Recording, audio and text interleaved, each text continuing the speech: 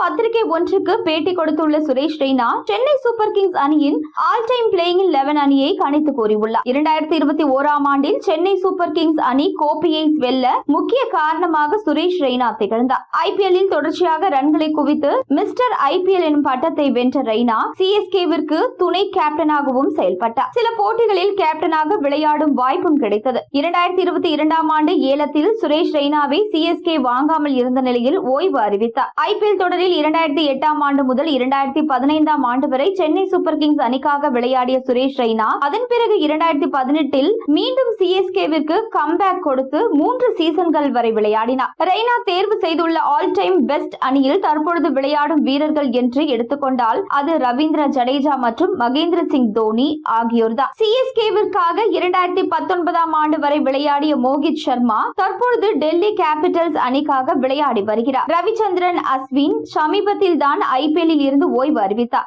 இனி வெளிநாடுகளில் நடைபெறும் T20 லீக் தொடர்களில் பங்கேற்பேன் என அஸ்வின் அறிவித்துள்ளார். ஐபிஎல் 19வது சீசனுக்கு முன் மகேந்திர சிங் தோனி ஓய்வு அறிவிக்க வாய்ப்புள்ளது. தோனி ஓய்வு பெற்றுவிட்டால் சிஎஸ்கேவில் அவருக்கு மாற்றாக விக்கெட் கீப்பர் பேட்டர் இல்லை. இதனால் தோனிக்கு மாற்றாக ஒரு தரமான விக்கெட் கீப்பர் பேட்டரை வாங்க வேண்டிய கட்டாயத்தில் சிஎஸ்கே இருக்கிறது என்பது குறிப்பிடத்தக்கது.